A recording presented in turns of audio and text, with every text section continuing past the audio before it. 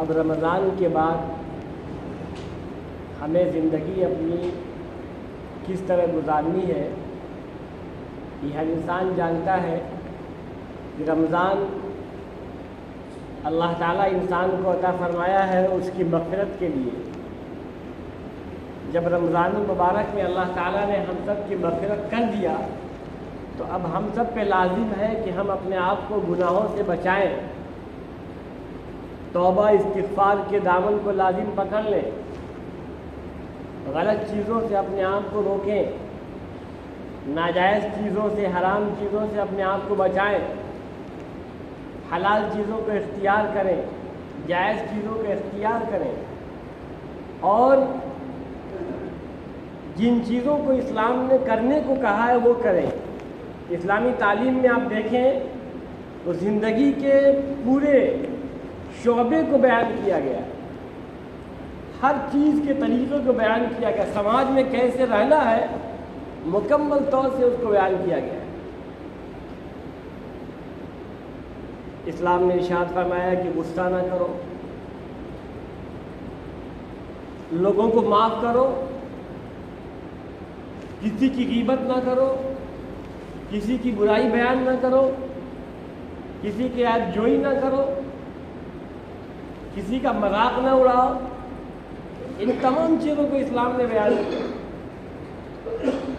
اب جب رمضان المبارک جیسا مقدس مہینہ ہمیں مل گیا، شب قدر جیسی عظیم رات ہمیں مل گئی، تو اب ہمیں اپنی زندگی کو اچھا بنانے کی کوشش کرنا چاہیے۔ ایسا نہ ہو کہ پھر ہم دوبارہ انہی گناہوں کی طرف پھر پلٹ آئیں اور پھر انتظار میں ہو کہ اگلے سال رمضان آئے گا پھر توبہ کر لیں گے۔ توبہ کا دروازہ تو ہر وقت کھلا رہتا ہے، لیکن نہ جانے اگلے سال کا رمضان نصیب و نصیب نہ ہو۔ بہت سارے لوگ جو پچھلے سال رمضان میں تھے اس سال رمضان میں نہیں رہے، نہ جانے ہمیں بھی اگلا رمضان نصیب و نصیب نہ ہو، اور پھر ملک الموت تیار ہے، کس وقت آ جائے کوئی جانتا نہیں ہے۔ نہ جانے اس سال کے مردوں کی لسٹ میں ہم میں سے کس کا نام ہے، کسی کو پتہ نہیں۔ بڑے سے بڑے ڈاکٹروں کو پتہ نہیں ہوتا، بڑے سے بڑے حکیموں کو پتہ نہیں ہوتا، کس کی موت کب آنی ہے تو اللہ کو معلوم ہے۔ ہاں، اللہ تعالیٰ اپنے بعض بندوں کو اشارہ کبھی دے دیتے ہیں، اپنے بعض نیک بندوں کو، وہ الگ بات ہے، لیکن ملک الموت تو اچانک آئیں گے نا۔ ایک اللہ والے سے پوچھا گیا عبادت کا بہترین دن کب ہے، فرمانے لگے موت سے ایک دن پہلے۔ پوچھا پوچھنے والے نے کہ حضرت عبادت کا سب سے بہترین دن کون ہے، فرمانے لگے موت سے ایک دن پہلے۔ تو اس نے کہا حضرت یہ تو پتہ نہیں کہ موت کس دن آئے گی، تو فرمایا کہ پھر ہر دن کو سمجھو کہ تمہارا یہ آخری دن ہے، ہر دن کو یہ خیال کرو کہ تمہارا یہ آخری دن ہے، نہ جانے کب ملک الموت آ جائے، موت کا فرشتہ آ جائے اور لے کے چل دے۔ یہ کوئی اس گمان میں نہ رہے کہ ہمارے جانے سے دنیا کا نظام درہم برہم ہو جائے گا، ہم جائیں گے تو یہ ہو جائے گا، کچھ نہیں ہوتا ہے۔ بڑے سے بڑے حکمراں چلے جاتے ہیں، ایک لمحے میں سارا نظام بدل جاتا ہے۔ ارے بھائی درخت سوکھتے ہیں، پرندہ اپنا ٹھکانہ بدل لیتا ہے۔ یہ کس نے سوچ لیا کہ ہم ہیں تو یہ نظام چل رہا ہے، ہماری وجہ سے یہ ہو رہا ہے، ہماری وجہ سے یہ ہو رہا ہے، ہم نہیں رہیں گے تو یہ ہو جائے؟ کچھ نہیں، دنیا کا نظام یوں ہی چلتا رہے گا، دنیا کا نظام یوں ہی چلتا رہے گا، لوگوں کو آنا اور جانا۔ نئی جنریشن آئے گی، پرانی جنریشن جائے گی۔ حضرت حسن بصری رحمۃ اللہ علیہ میں آتا ہے کہ ایک روز ایک جنازے کے موقع پہ تھے، جب لوگوں نے مردے کو زمین میں دفن کر دیا،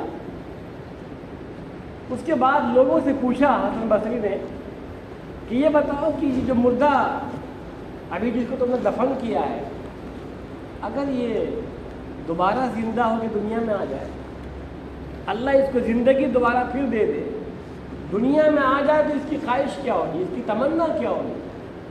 تو لوگوں نے کہا کہ حضرت اس کی تمنا ہوگی کہ اب ہم کبھی گناہ نہیں کریں گے، اب ہم کبھی غلط کام نہیں کریں گے، ہمیشہ نیک کام کریں گے، ذکر و اذکار کریں گے، اللہ کی عبادت کریں گے، غلط کام سے اپنے آپ کو بچائیں گے اور زیادہ سے زیادہ عبادت کرے گا۔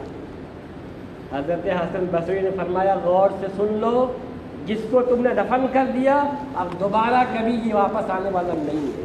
تمہارے پاس موقع ہے، تم جتنی چاہے نمازیں پڑھ لو، تم جتنی چاہے تلاوت کر لو، تم جتنا چاہے ذکر و اذکار کر لو، تم جتنا چاہے اللہ کے راستے میں اپنے مال کو خرچ کر لو، تم جتنا چاہے غریبوں کی مدد کر لو، جتنی نیکی چاہے کر لو، تمہارے پاس ابھی موقع ہے۔ لیکن جس دن ملک الموت آ گئے ایک لمحہ پھر موقع مہلت نہیں ملی۔ واقعی اس واقعے میں ہمارے لیے بڑی عبرت ہے، بڑی نصیحت کا سامان ہے۔ اگر غور کیا جائے تو بڑی نصیحت کا سامان ہے۔ اس لیے ہر انسان یہ مت کو سوچے کہ ابھی تو ہم 20 سال کے ہیں، ابھی تو ہم 30 سال کے، ابھی 40 سال کے، ابھی زندگی کی تمام باقی ہے۔ کیا بچہ، کیا بوڑھا، کیا جوان، سب جا رہے ہیں، کسی کو پتہ نہیں کہ کسی کب جانا ہے۔ کام کرتے کرتے انتقال ہو جا رہا ہے، تقریر کرتے کرتے انتقال ہو جا رہا ہے، قرأت کرتے کرتے انتقال ہو جا رہا ہے، ڈرائیور کی گاڑی ڈرائیو کرتے کرتے انتقال ہو جا رہا ہے۔ ابھی چند دن پہلے کی بات ہے، بنارس کا واقعہ ہے۔ بنارس شہر میں پولیس لائن کے قریب سواریوں سے بھری ایک بس تھی، ڈرائیور بس چلا رہا تھا، اچانک سے اور برج سے تھوڑا پہلے گاڑی ذرا سا ہلنے لگی، تو لوگوں نے کہا بھائی خیریت کیا ہوا کیا ہوا؟ تب سے گاڑی جو ہے سلو بھی ہو گئی اور ایک درخت تھا اسی میں جا کے ہلکا ٹکرائی۔ لوگوں نے دیکھا تو جو ڈرائیور تھا وہ مر چکا تھا۔ بس چلاتے ہوئے سواری 50 سواریاں بھری ہوئی بس میں چلاتے ہوئے بس ڈرائیور مر گیا۔ جو ڈرائیور 10 منٹ پہلے لے کے چلا تھا گاڑی، کیا اس نے کبھی وہم و گمان میں سوچا تھا کہ 10 منٹ کے بعد میری موت ہو جائے گی؟ چلتے چلتے اس کی موت ہوئی۔ گاڑی کا نام بھوتناتھ تھا، صرف اسی کی موت لکھی تھی، باقی کسی کی موت نہیں لکھی تھی۔ جو سواریاں 50 تو بھری تھیں کسی کی موت نہیں لکھی، سب بچ گئے، اور ڈرائیور کی موت تھی، وہ مر گیا۔ بہت سے اس طرح کے واقعات ہیں۔ تو یہ مت کوئی سوچے کہ ہم بوڑھے ہیں، ابھی ہم بچے ہیں، ابھی جوان ہیں، ابھی زندگی بڑی باقی ہے، بعد میں نیکی کر لیں گے، بعد میں توبہ کر لیں گے، بعد میں عبادت کر لیں گے۔ بعد نہیں، عمل ایسا رہے کہ ملک الموت جس وقت بھی آئے ہم تیار رہیں، جس ٹائم بھی ملک الموت آئے ہم کیا ٹھیک، آئی ایم ریڈی، لبیک، ویلکم ٹو یو، آئیے۔ ایسی زندگی ہماری جب ہوگی تو پھر ڈرنا کس چیز کا بھائی؟ موت کی بات کی جو زندگی وہی اصل زندگی ہے، اور وہی مستی کی جگہ بھی ہے۔ جنت کی جو زندگی ہے نا، وہی زندگی اصل آرام کی جگہ ہے، وہی زندگی اصل عیش کی جگہ ہے، وہی زندگی اصل مستی کی جگہ ہے۔ جو انسان کھانا چاہے وہ حاضر، جو پینا چاہے وہ حاضر، جو سوچا وہ حاضر۔ ارے جنت کا تو یہ عالم ہے کہ سب سے جو لو کیٹیگری کی جنت میں لوگ ہوں گے، ایک ایک آدمی کو 80 ہزار نوکر ملیں گے، 80 ہزار نوکر ایک آدمی کو، شوہر کو الگ، بیوی کو الگ، اور اس دنیا سے 10 گنا بڑی زمین، اس پہ بڑے بڑے محلات بنے ہوئے، چاندی اور سونے اور بڑے بڑے قیمتی ہیروں کے محلات ہوں گے۔ پھر کبھی بڑھاپا نہیں، کبھی بیماریاں نہیں، کسی طرح کا پرہیز نہیں۔ ایسا نہیں ہے کہ دنیا میں تو شوگر ہو جاتا ہے بھائی میٹھا بند، بلڈ پریشر ہو گیا نمکین بند، پیٹ خراب ہوا تیل بند۔ جنت میں کوئی پرہیز نہیں ہوگا، جتنا چاہے کھاؤ، کوئی پرہیز نہیں، کبھی پیٹ نہیں خراب ہوگا، کبھی بیماریاں نہیں آئے گی، کبھی کوئی بوڑھا نہیں ہوگا، ہمیشہ کی جوانی ہوگی، ہر طرح کی مستی ہوگی، جو انسان چاہے گا وہ حاضر. قرآن نے فرمایا ہے ہم وازواجہم فی ظلال علی الارائک متکئون، کہ جنت میں شوہر ان کی بیویاں آرام سے مساریوں پہ ٹیک لگائے ہوئے ہوں گے، جنت کے نظاروں کو دیکھ رہے ہوں گے. جنت کے سامنے نہریں بہہ رہی ہوں گی، 4 طرح کی نہریں بہہ رہی ہوں گی. دودھ کی نہر، شرابن طہورا کی نہر، پاکیزہ شراب کی نہر، پاکیزہ بالکل خالص پانی کی نہر، اور بہترین خالص صاف و شفاف شہد کی نہر. یہ 4 طرح کی نہریں ہر جنتی کے گھر کے سامنے بہہ رہی ہوں گی. کیا ہی بہترین منظر ہوگا. آپ دیکھیں نا، کسی کا گھر دریا کنارے ہوتا ہے، سمندر کنارے ہوتا ہے، بولتے واٹ اے سین یار، کیا بہترین سین ہے، کیا بہترین منظر ہے. وہ لوگ پانیوں کے پاس کھڑے ہو کر کے، ندی اور نہروں کے پاس اور سمندروں کے پاس کھڑے ہو کے فوٹو کلک کرتے ہیں. لیکن جس کے گھر کے سامنے روزانہ اتنی بہترین نہریں بہ رہی ہوں گی جس میں نہ کبھی ڈوبنے کا خطرہ، نہ کسی طرح کا اندیشہ، ایسا دودھ جو دودھ کبھی پھٹنے والا نہیں ہے. دنیا کا دودھ تو پھٹ جاتا ہے نا، خراب ہو جاتا ہے. دنیا کا پانی گندا ہو جاتا ہے، خراب ہو جاتا ہے. وہ پانی کبھی خراب نہیں ہوتا. مثل الجنت التی وعد المتقون، قرآن نے کہا نا فیہا انہار من ماء غیر آسن، ایسا پانی، ایسے پانی کی نہریں ہوں گی جس پانی میں کبھی بدبو نہیں ہوگی. تو وہ زندگی بہترین زندگی ہے کہ یہ زندگی بہترین زندگی جس کے قرآن نے فرمایا وَلَكُمْ فِيهَا مَا تَشْتَهِي أَنفُسُكُمْ وَلَكُمْ فِيهَا مَا تَدَّعُونَ. جو مانگو گو ملے گا، جو دل چاہے گا وہ ملے گا. وَلَكُمْ فِيهَا مَا تَشْتَهِي أَنفُسُكُمْ، جو دل چاہے گا جنت میں سب کچھ ملے گا، اور جو مانگا جائے گا ملے گا. فرمایا نزلا من غفور رحیم، اللہ جو غفور الرحیم ہے اس کی طرف سے بندوں کی مہمان نوازی ہوگی. تو اللہ تو ساری کائنات کا مالک ہے، ساری کائنات کا خالق ہے. موت و حیات جس کے قبضے میں، اس اللہ کی میزبانی کیسی ہوگی، اس اللہ کی ضیافت کیسے ہوگی. جب دنیا کا کوئی بڑا مہمان آتا ہے ہم بڑی تیاریاں کرتے ہیں، بڑے ودھائک جی آ رہے، منتری جی آ رہے، ارے ہمارے فلاں بڑے قریبی رشتے دار آ رہے، بڑا انتظامات کیا جاتا ہے. لیکن جب انسان سارے عالم کے رب کا مہمان ہو، ساری کائنات کے خالق کا مہمان ہو، آسمان و زمین، موت و حیات، چاند و سورج، سب کچھ جس کے قبضے میں ہے، اور یہ دنیا کی چیزیں اسباب کے طور پہ ہیں. اللہ اسباب کا بھی محتاج نہیں ہے، اللہ اسباب کا بھی محتاج نہیں ہے. ابھی یہ پنکھا چل رہا ہے تو یہ آپ کو ہوا لگ رہی ہے. اللہ چاہے تو ایک لمحے موسم ٹھنڈا ہو جائے. اللہ کیا پنکھے کا محتاج ہے؟ اللہ تو کسی چیز کا محتاج نہیں ہے نا.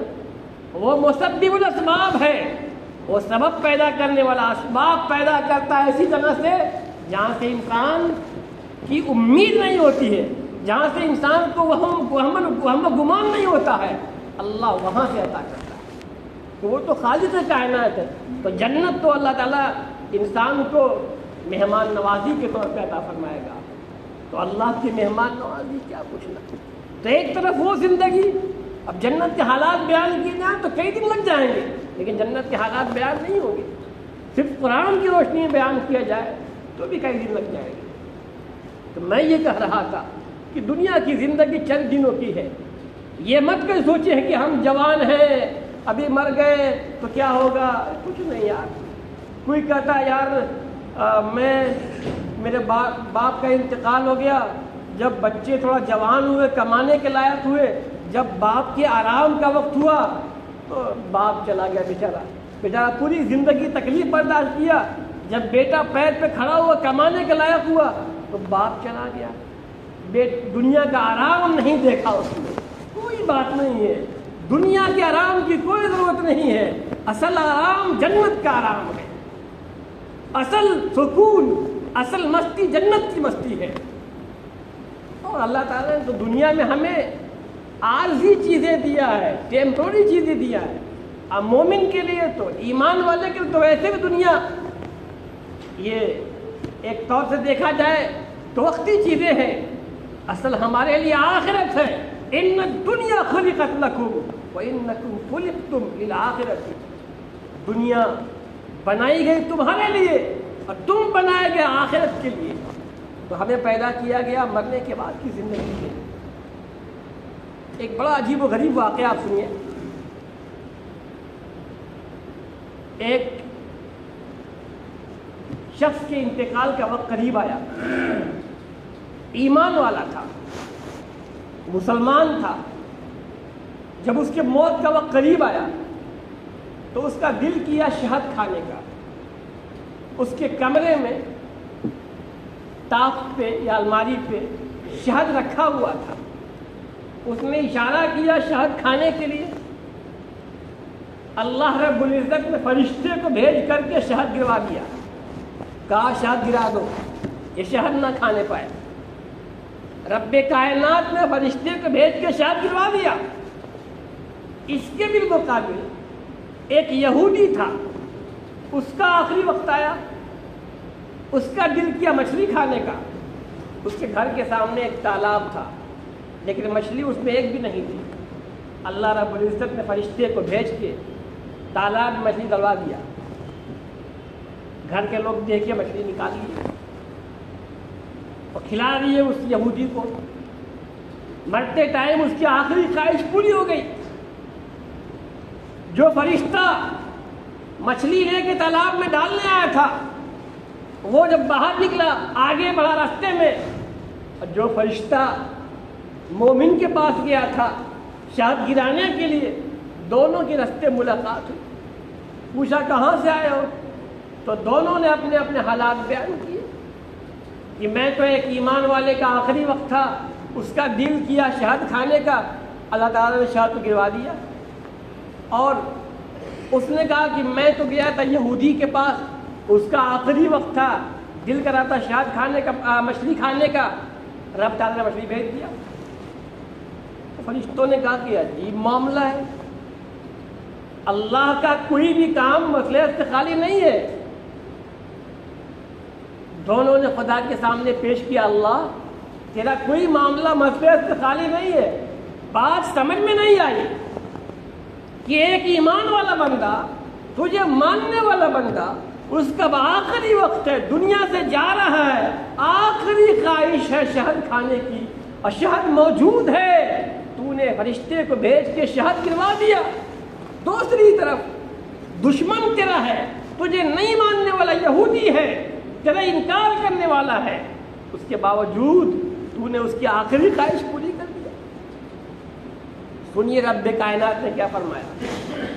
رب کائنات نے فرمایا کہ جو مسلمان بندہ ہے جس کا آخری وقت تھا، اس نے تمام گناہوں سے توبہ کر لیا تھا، میں نے اس کے تمام گناہوں کو معاف کر دیا تھا، صرف اس کا ایک گناہ بچا ہوا تھا. تو میں یہ چاہ رہا تھا کہ جب وہ شہد نہیں کھائے گا، اس کا دل تڑپے گا، تو اس کے بدلے میں اس کے پورے گناہ کو معاف کر دوں گا. پھر جب وہ میرے پاس آئے گا تو اس کو صرف یہاں نیکیاں ہی نیکی ملیں گی، کوئی عذاب نہیں ہوگا، کوئی سزا نہیں ملے گی. دوسری طرف اس کے بالمقابل جو یہودی تھا، اس کے دنیا میں جتنے نیک عمل تھے اس کے تمام بدلے دنیا میں اس کو دے دیا تھا. بس اس کا خالی ایک اچھا عمل تھا جس کا بدلہ اس کو نہیں ملا تھا. تو میں نے کہا کہ جب آخری وقت میں اس کا دل کیا مچھلی کھانے کا، تو مچھلی وہ کھا لے تاکہ دنیا میں اس کے اچھے عمل کا بدلہ اس کو مل جائے.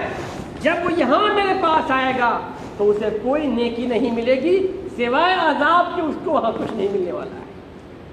تو کوئی یہ مت سوچے کہ میرے باپ دنیا سے چلے گئے، جب آرام کا وقت آیا کچھ کھا نہ سکے، بیٹوں کی کمائی نہ کھا سکے، آرام میں، ایسا کچھ نہیں ہے. اللہ انہیں اس دنیا سے 1000 گنا اچھا عطا فرمائے گا.